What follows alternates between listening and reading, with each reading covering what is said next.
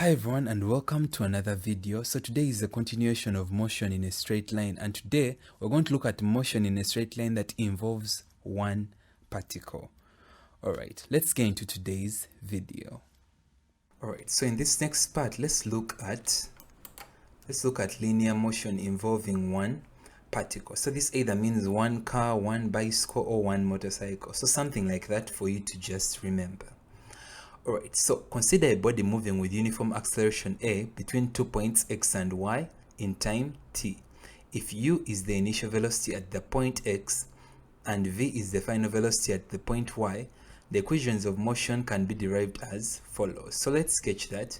We can actually see that now we have the two fixed points x and y along a straight line. So initial velocity simply means the speed of the object at the very beginning, and then the velocity v is going to be equal to the speed of that object at any point in time after it has already started moving.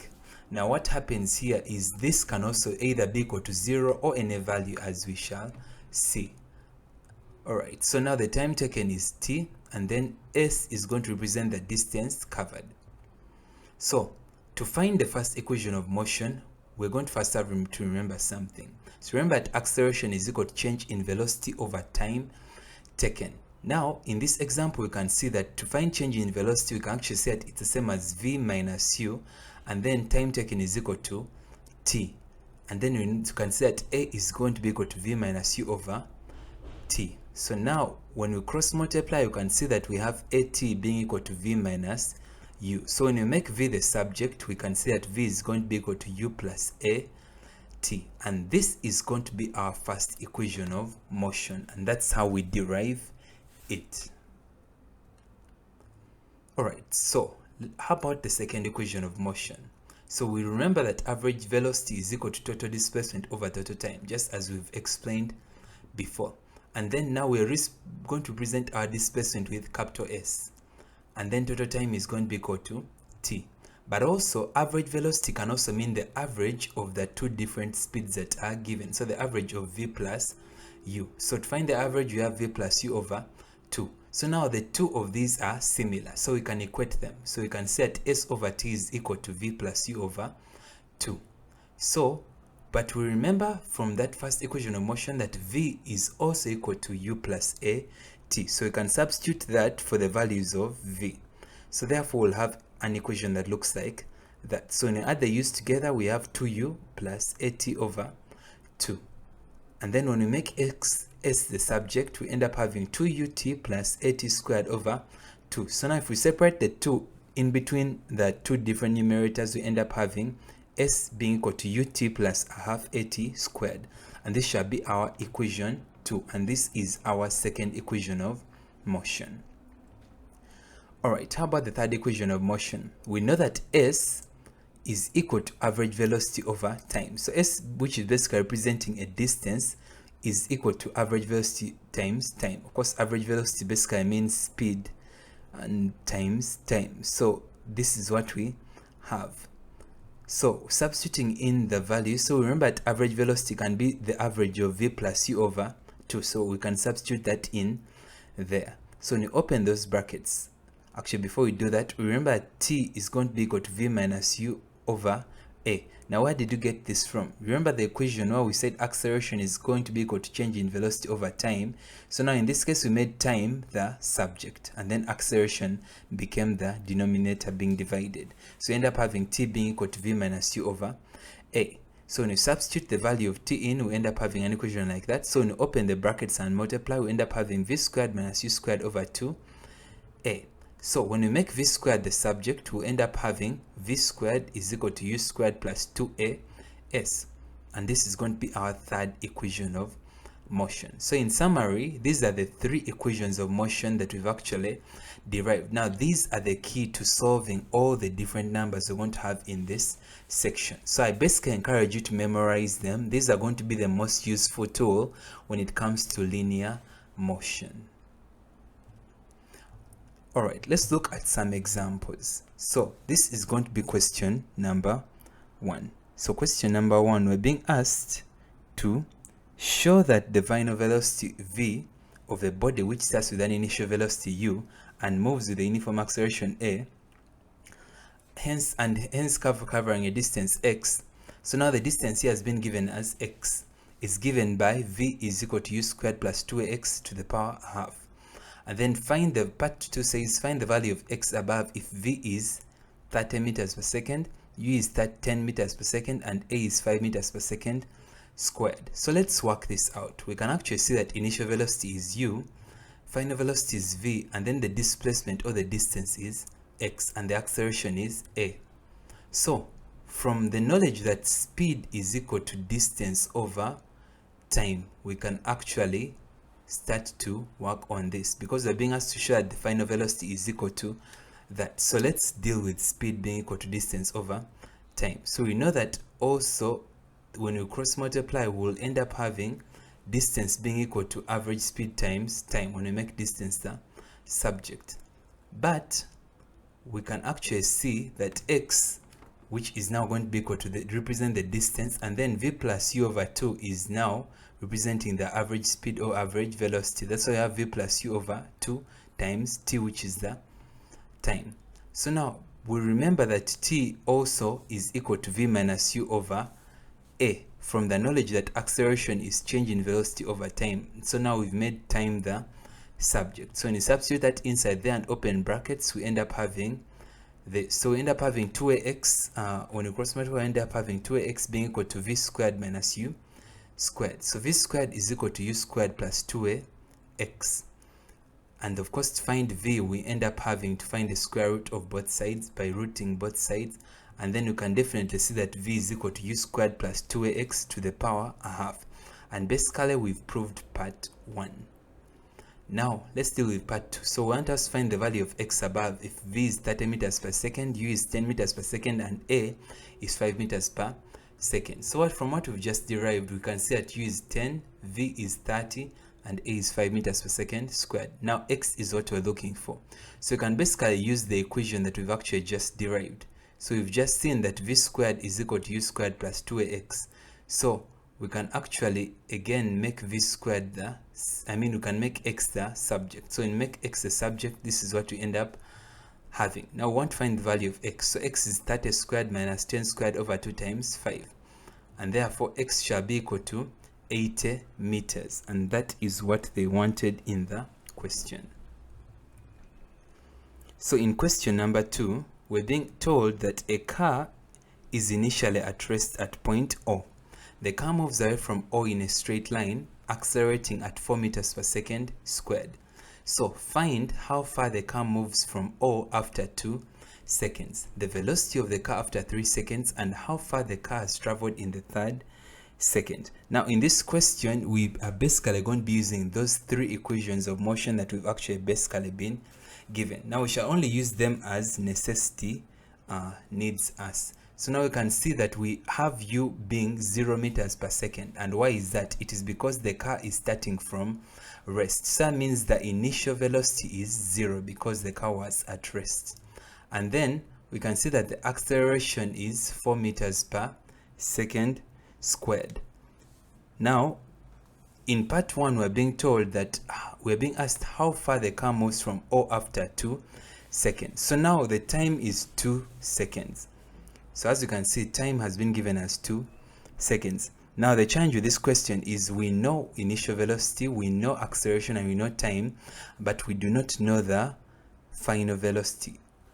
Or we don't know the velocity along any point after the car has started moving. Because that will be useful for us to know, we need to know, before we find how far the car moves from O after 2 seconds, we will need to know the speed that the car is moving at 2 seconds. And how do we find that? We can definitely find that from the first equation of motion.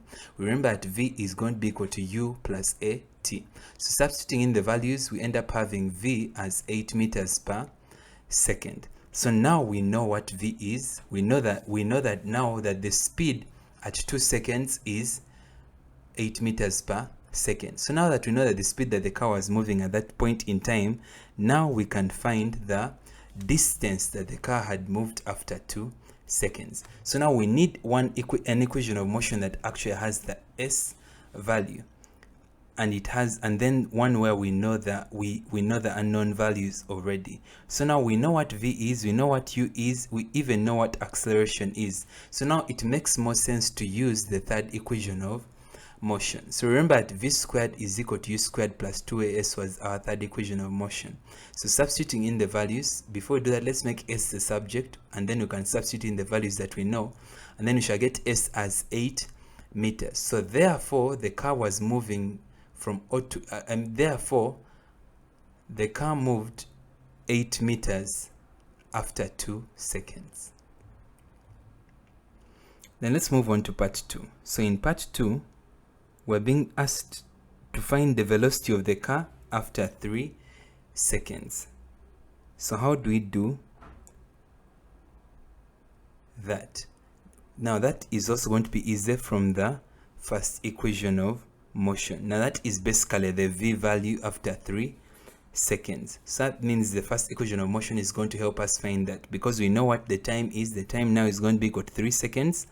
The u value remains the same as 0, and then acceleration was already given as 4 meters per second squared. So from this we can find the velocity after 3 seconds. So we can actually see that we end up having v is equal to 0 plus 4 times 3, and then v is going to be equal to 12 meters per second. So the velocity of the car after 3 seconds was 12 meters per second.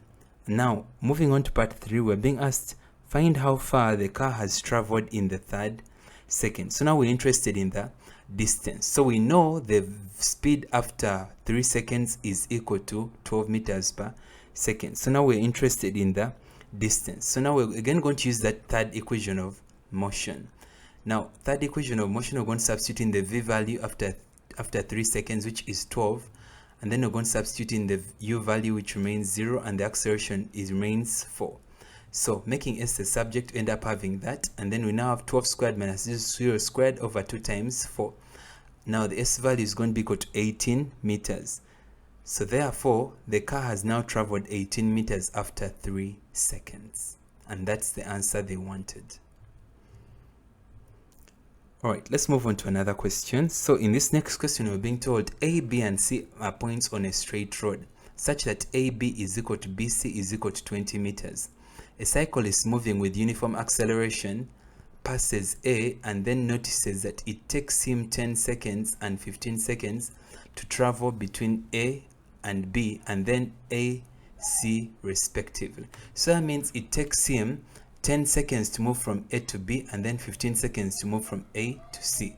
So being told to find the acceleration, and then we're also being asked to find the velocity with which he passes A. Now this is going to be basically simple when we sketch a diagram. So we sketch a diagram and we have the points A, B, C. So you can actually see that the speed at A is going to be equal to VA, the speed at B is VB, and then we're going to present the speed at C as VC. Then you can actually see that the time taken to move from A to B is 10 seconds. The time, and then the distance SAB is 20 meters. That's the distance from A to B. The time taken to move from B to C is 5 seconds, and then the distance BC is 20 meters. So now we have those values. Alright, so in this question we have a lot of unknowns. We don't know what the accelerations are, and then we also don't know the speeds at the different points. We don't know the speed at VA, the speed at VB, and the speed at VC. So there are lots of unknowns. So now we need to use a formula that will make this easier using the unknowns. But also the good thing about this is we know the times taken. So now this example is going to be easier to work with by using the second equation of motion. But what's going to happen right now is, since we cannot, to make this easier, we're going to find and deal with the distance AB and the distance AC. And the reason we're going to do that is because AB and AC have a similar initial velocity, which is VA. That will make our work easier. So now basically that's going to be our part. So we're going to deal with this and this because they share something in common. They share the same initial velocity. So for motion, let's deal with motion AB. So for the motion AB, we know that from the second equation of motion that S is equal to UT plus a half AT squared. So when we deal with that other second part, we can actually see that this second equation of motion is going to be easy to work with because we don't need to know what the v value is.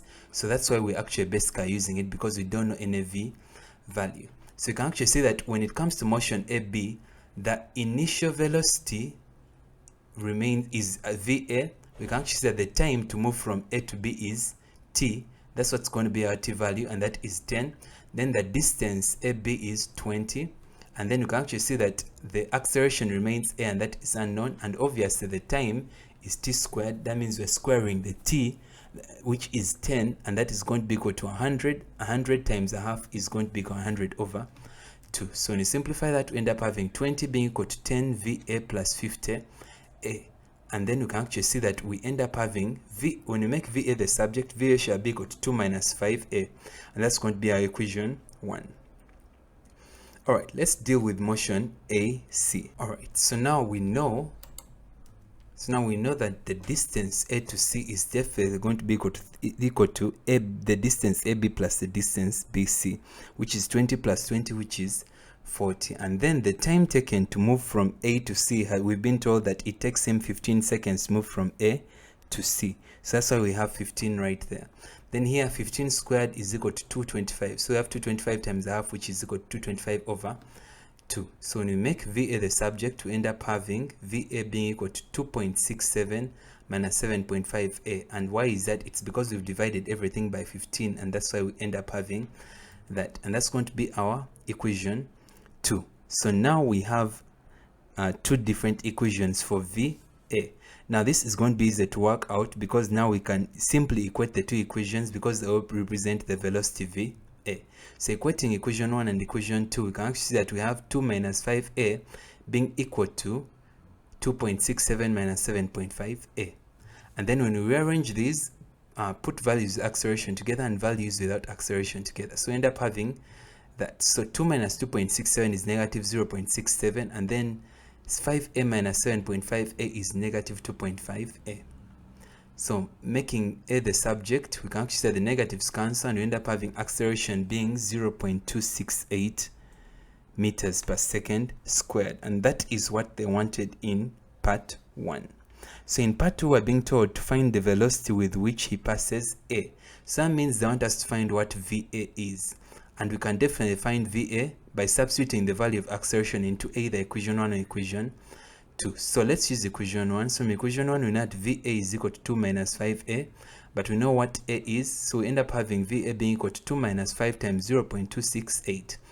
And then we end up having VA as 0.66 meters per second. And that is our answer. Alright, so question number 4, we're being told that a particle travels in a straight line with a uniform acceleration. The particle passes through 3 points A, B, C, lying in that order on the line. At time t is equal to 0 seconds, t is equal to 2 seconds, and t is equal to 5 seconds respectively. If BC is equal to 30 meters and the speed of the particle when at B is 7 meters per second, find the acceleration of the particle and its speed when at A. So now we're going to draw a diagram to understand this better. So we have the points A, B, C, and then you know the speed at A is VA, the speed at B is VB, which is 7 meters per second, and the speed at C is VC. Then we're being told that the time, so we're being told that it takes him in that order. So we know the time at A is 0 seconds, the time after he reaches B, 2 seconds have passed, and after he reaches C, 5 seconds have passed. But I think you get the logic. That means it takes him 2 seconds to move from A to B, and it takes him 3 seconds to move from B to C, which is 5 minus 2. And then you know the distance BC is 30 meters, that has been given. Now we don't know the distance AB, that may not have been given, but obviously we can calculate that. Alright, now when you look at this question here, you can actually see that we know what VB is, and we're going to take advantage of that. But we don't know what VA is, we don't know the speed at A, and we don't know the speed at C. So now to solve this question, we know the value of V and the value of, we know the value of VB. So now this is going to be slightly different, but we also don't know the distance AB. Alright, so in this question, since we don't know VA and we don't know VC, now what we're going to do is, but we know what VB is, we're going to be dealing with two different parts of motion. So in such a question, we're going to first deal with AB and then separately, and then we shall deal with BC separately. But when we come to deal with motion AB, we can actually see that we don't know the initial velocity of AB, but it's equal to, represented by VA. We know the final velocity at AB is 7, and then we know the times, but we don't know the distance. So that means, since we don't know the distance here, we will not use the third equation of motion, and we will definitely not use the second because S is unknown. So we're going to use the first equation of motion, V is equal to U plus A T. So along AB, the final velocity is VB, which is 7, and then the initial velocity is VA, which is unknown, and then we plus ATB. So when you substitute in the values of the unknowns, you can see we have 7 is equal to VA plus 2A. So making VA the subject, you actually say that VA is equal to 7 minus 2A. So right, next we're going to move to the deal with the motion BC. Now when you look at the motion BC, we can actually see that S is known as 30, and then we can actually see that we do not know we know the initial velocity, but we don't know the final velocity. So V is unknown, but we know the time taken. So when it comes to this, we can actually use the second equation of motion, because S is known, but V is unknown. The value of VC is unknown. So we're going to use the second equation of motion. So we can see that we have 30 is equal to VB TC plus that. And then when we substitute in the values, we can actually see that VB is equal to 7 because we know that value. And then when we solve it, we can actually see that we end up having that, and then we can solve it, and then we can say that 4.5A is equal to 9, and then we end up having A as 2 meters per second squared. So actually we can already find the acceleration of BC. So now we know what the value of acceleration is. But now we can use acceleration to solve the value in equation 1 to find the velocity at A. So we know that VA is equal to 7 minus 2A. So when you substitute in the value of acceleration, you can actually see that we have 7 minus 2 times 2, of which VA is 7 minus 4, and then VA is 3 meters per second. So therefore, the acceleration is 2 meters per second squared, and the speed when at A is 3 meters per second. So question number 5, we're being told a driver of the car traveling at 72 kilometers per hour notices a tree that has fallen across the road 800 meters ahead and suddenly reduces the speed to 36 kilometers per hour by applying brakes. For how long did the driver apply the brakes? So now in this question, we're being told that the distance of the tree where the tree has fallen across the road is 800 meters, but then we're being given speeds at 72 kilometers per hour. So what we're going to do in this question is we're going to convert the kilometers per hour into meters per second. And how do we do that? So we can see that U, which is the initial speed of the car, is 72 kilometers per hour. So how do we convert that? We do 72 times 1000 over 3600, and then we end up having U as 20 meters per second.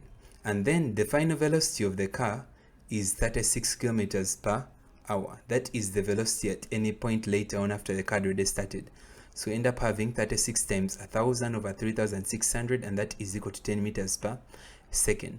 Alright, so in this question, U is known, V is known, and then we know that the tree has fallen 800 meters ahead, but we don't know what acceleration is. Okay, so now we first need to find what that value of acceleration is. But we know what S is, we know what U is, and we know what V is. So in this question, it's going to be easier to first deal with the third equation of motion. We know that V squared is equal to U squared plus 2AS. So we're going to first find the value of acceleration. So acceleration is equal to 10 squared minus 20 squared over 2 times 800. Then you end up having that negative 300 over 1600, and A is equal to negative 3 over 16, which is equal to negative 0.187 meters per second squared. Now the acceleration is negative, and this is not surprising. It's because the car reduced in speed when it noticed a fallen tree. So it is okay and correct to have a negative. So a negative here represents a retardation or a deceleration. Alright, so now, but the question was asking us, how long did the driver apply the brakes? So but now we know what the value of A is, and now we're going to work from there. Now from first equation of motion, remember that V is equal to U plus A t. So we have 10 is equal to 20 minus 0.1875 t. Now that we know this, we can easily find what the value of t is from this equation. Then we can see that t is going to be equal to 10 divided by 0.1875, of which t is 53.335 seconds. So this first equation of motion is what makes it easy to find the value of t. When we know acceleration, we know the u and we know the v. So therefore the driver applied brakes for 53.335 seconds, and that is how we solve this question. Alright, so question number 6. We're being told that the speed of a taxi decreases from 90 kilometers per hour to 18 kilometers per hour in a distance of 120 meters. So find the speed of the taxi when it has covered a distance of 50 meters. So here there is a reduction in speed, so that definitely means there will be a deceleration somewhere along the line. But the first step is we're going to convert the kilometers per hour to meters per second. So how do we do that? We have 90 times 1000 over 3600, which is equal to 25 meters per second, and that is our u. That was our initial velocity, the velocity when the taxi had just started before it decreased in velocity. And then v is 18 kilometers per hour. How do we convert that? We do that, and then we end up having v as 5 meters per second. But we were told that the distance, it did that in a distance of 120 meters. So now they want the speed of a taxi when it has covered a distance of 50 meters, actually a distance of 50 meters. So now we know what u is, we know what v is, we know what s is. And then what we are being required for is to find the value of v when s is 50. Now this is going to be easier if we know what the acceleration is. So we're going to first find acceleration, and we do that from using the third equation of motion. And that is because in the third equation of motion, we can use the u, v, and s values that we not find acceleration. So we know that v squared is equal to u squared plus 2s. Then we know that if we make a the subject, we end up having v squared minus u squared over 2s, of which we have that. And then a shall be equal to negative 600 over 240, which is equal to negative 2.5 meters per second squared. So this doesn't surprise us because there was a deceleration or reduction in speed in this question. So now that we know what the acceleration is, we can now find the speed of the taxi when it has covered a distance of 50 meters. So that means we're going to use, so that means we're looking at a question where we know that s is 50, and then we need to find the value of v. We know what s is, and we know what a is. So when it comes to this question, what do we use? We know that s is that, we know that u is 25, u is known, and then we know that a is negative 2.5 meters per second squared. So we definitely use the third equation of motion to find that value of v. So we end up having that. So v squared is equal to 25 squared plus 2 into negative 2.5 times 50. So v squared is equal to that, and therefore v is equal to root of 375, of which v is now 19.36 meters per second. So therefore the speed of the taxi is 19.36 meters per second when it has covered a distance of 50 meters. So now when it comes to such questions, what happens is you choose the equation of motion that makes it easier to find the value that you're looking for. So in this question, when finding the speed at distance of 50 meters, it is easier to use the third equation of motion, and that is why we used it. Alright, so the next question is we're being told that a taxi approaching a stage runs 2 successive half kilometers in 16 seconds and 20 seconds respectively. Assuming the retardation to be uniform, find the initial speed of the taxi and the further distance the taxi runs before stopping. So we're going to sketch this. So we're going to just imagine that we have the points A, B, C. And then we're being told, because we're told that this taxi approaching a certain stage, let's imagine that that stage is point C. So point C represents the stage. So they're saying the taxi approaching that stage runs 2 successive half kilometers. So that means AB is 500 meters, and then BC is also 500 meters, because half kilometer is 500 meters. So this is now going to represent the speed at A, the speed at B, and the speed at C. So now this is what's going to make it easy to represent. So you know the distance AB is 500 meters and the distance BC is 500 meters. So the time taken to move from A to B is 16 seconds, and the time taken to move from B to C is also 20 seconds. And then we're being told that the retardation is uniform. So that means the value of A is consistent all the way until the car stops. Alright, so in part 1 we're being asked to find the initial speed of the taxi. But now we can obviously see that the time SC, the total time, is 36 seconds. So now in this question there is a possibility that if the actually we will see that in the next part as we solve part 2, but let's first deal with part A. So we need to find the initial speed of the taxi. So how do we do that? We're going to deal with so we need to find the initial speed of the taxi, and that means we're looking for VA. So VA is unknown. And how are we going to do that? Now remember a certain question we did where we don't know the speed at any point. So now basically here is in these questions we're going to do the same thing. We're going to be comparing motion AB and motion AC.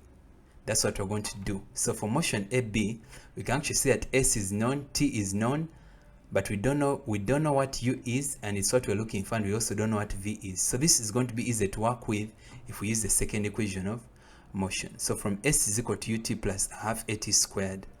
So let's substitute in the values. So end up having that, and then we can actually see that this is what we end up having. So these are the values. So now the time AB is 16, and then we know that the time here 16 squared is equal to 256. That's why you have 256A over 2. So end up having that. And of course the initial velocity at AB, the starting velocity is VA, and that's why we end up having that. So we can make A the subject in this case because we are being told that the retardation is uniform. That means the value of A is the same and it's consistent from the beginning to the end. But it would also have worked if we used VA, making VA the subject. But now in this case, let's make A the subject, and that's what we end up having as equation 1. Alright, let's deal with the motion AC. So when dealing with the motion AC, we can also use the same second equation of motion. So the distance from A to C is going to be 1,000 because now we have 500 times 500. Then the initial velocity is also going to be equal to VA, and that is the reason why we're doing AB and AC, because now we have the same initial velocities. And then when we substitute in the values, we know the time to move from A to C is 36, and then 36 squared is 1,296, and that is why we end up having that. So when we also make A the subject, we can end up having A is equal to that. So now basically this question would also have worked if we made VA the subject in equation 1 and also in equation 2, but because we also have A, we can actually interchange and use whichever one that we choose. Now we can equate equation 1 and equation 2, and then we end up having that. So let's collect like terms, and then we end up having 2.3568 is equal to 0.069 VA. Then making VA the subject, VA shall be equal to 34.16 meters per second, and that definitely represents the initial velocity of the taxi, and that is what they wanted. Alright, so now that we know the initial velocity, so to find the acceleration, we can now use the first equation that we had actually derived, and then A shall be equal to that.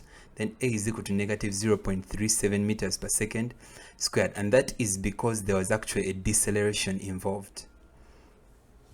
Alright, so therefore the initial speed of the taxi is 34.16 meters per second, and the retardation is negative 0.37 meters per second squared. Alright, so the next part is we're being told find the further distance the taxi runs before stopping. So now we are assuming that the taxi continued a little bit of a distance after point C before it actually eventually stopped. Now remember, for a taxi to stop, it means the final velocity is equal to 0. So we already know that the initial velocity of the taxi at the beginning of the journey is the value VA that we've actually found, which is 34.16. Then we know that when the taxi stopped, the velocity became 0, and then we've also found the acceleration. So to find that total distance that the taxi moved, we're going to use the third equation of motion to find the value of s.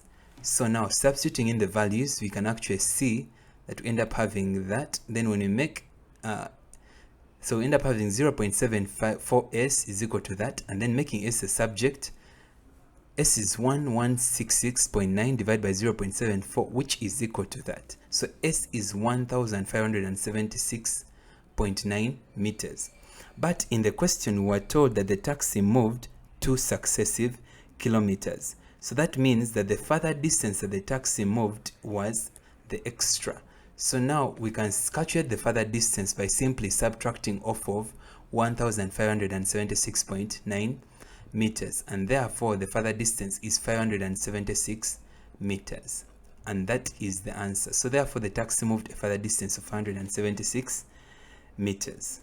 So now the basic thing of why this can happen is because even when a driver reduces speed, there is a possibility that he will still move a slightly extra distance before stopping, and that is what happens with this question. Alright, let's look at question number 8. We're being told that a car is being driven along a road at a steady speed of 25 meters per second when suddenly the driver notices a fallen tree on the road 65 meters ahead. The driver immediately applies brakes, giving the car a constant retardation of 5 meters per second squared. So we're being asked, how far in front of the tree does the car come to rest? If the driver had not reacted immediately, that's part 2, and the brakes were applied 1 second later, with what speed would the car have hit the tree? Now this is a tricky question, but it's also doable. So how do we solve this? We're going to first sketch this. So imagine this is where the tree is located. Now point B is simply representing where the car could have stopped if the car had come to rest had the driver pressed the brakes early. So that's what point B represents. Alright, so now we're being told that the distance to the fallen tree is 65 meters ahead. And then we can see that the velocity at the beginning is 25 meters per second, and then at point B, we're assuming if the driver had pressed the car and he had come to rest at point B, we're assuming that the velocity at B would be 0 meters per second. So this is just basically the velocity at the tree if it had actually happened. So you can see that point B is where the car would stop in front of the tree if brakes are pressed early. So this diagram that we've illustrated represents a case where the driver had pressed the brakes early. So we can actually see that we can actually use the third equation of motion. And why is that? We know what the total distance is. We know the final velocity as 0, and that is assuming that the car had come to rest. And then we know that the initial velocity is that. And then the retardation is going to be a negative, and that is because in the question we'll be told that there is a constant retardation. So that means our A is negative 5 meters per second squared. So we're going to use this equation and we're going to use it to find the distance S in this situation where we have that. So when you substitute in those values, you end up having VB squared being equal to VS squared plus 2 times negative 5 times S. But we also know that VB is 0. That means assuming that the car stopped. So you can actually see that we have 10S being equal to 625 and S is 62.5 meters. So that means that if the driver had pressed the car brakes early, that means the driver stopped at a distance of 62.5 meters. So that's 62.5 meters from point A. But now we're being asked for how far in front of the tree. So that means we need to find the distance from B to the tree. And how do we do that? We do that by subtracting off of 65. So distance between the car and the tree after it has come to rest is 65 minus 62.5, which is 2.5 meters. And that is what they wanted in part A. Alright, so therefore the car comes to rest 2.5 meters in front of the tree. In part 2, we're being asked if the driver had not reacted immediately and the brakes were applied 1 second later, with what speed would the car have hit the tree? So this is a different situation. So let's sketch a different diagram. So now this is a case where we're assuming that the driver may have hit the tree. So that means we remember that the initial velocity was VA, which is 25 meters per second. So we're assuming that he did not stop in the middle and he eventually hit the tree. So that's why we do not include point B in this case. So the distance between A and the fallen tree remains 65 meters, and now we are going to have the velocity at the hitting the tree, and that is what we're going to call V tree. Now, before we do that, we're going to have to calculate first the distance that the driver would have moved in 1 second. So we need to know what that distance is so that we evaluate correctly. So we're going to use the formula distance is speed times time. We know that the distance that we know, so we're going to find that distance. So we know the speed is moving at is 25 meters per second, and we're looking at a time of 1 second. So that means in a distance, or in a time of 1 second, he would have moved 25 meters. So that means the remaining distance of the car from the tree with 1 second wasted is going to be equal to 65 minus 25, and that is going to be equal to 40 meters. So that means that by the time that the driver pressed the brakes, there was a distance of 40 meters remaining. So this is what we're going to use as our S for this case study. So when the brakes are applied, we know that U was 25 meters per second. A, acceleration is the same. It's going to be negative 5 meters per second squared. And then S is going to be 40 meters per second in this case. And then V is unknown, and that is what we need. And V is going to be that velocity at hitting the tree, because definitely at this speed he would have hit the tree. So we're going to use the third equation of motion again, because we know what S is, we know what A is, and we know what U is, and V is what we are looking for. So V tree squared is going to be equal to VS squared plus 2 times negative 5 times 40. And therefore we have V tree squared is equal to 625, because we know that VA is 25, 25 squared is 625 minus, then because we know that 2 times, negative 5 times 40 times 2 is equal to 400. So we have negative 400 right there. So you can see that the velocity tree is squared is equal to 225, and then V tree is root of 225, which is 15 meters per second. So therefore the car would have knocked the tree at 15 meters per second. That again. Thank you so much for watching this video. I hope the video really helped you. If you did, feel free to tell me below in the comments. I'll make sure to get time to read through your comments and to reply to you. And also, if you're new to this channel, I encourage you to join the community by subscribing, and then make sure to hit the notification bell so that you get updated every single time I upload a new video. Again, my name is Emmanuel Olega. Thank you so much for watching. See you in my next video.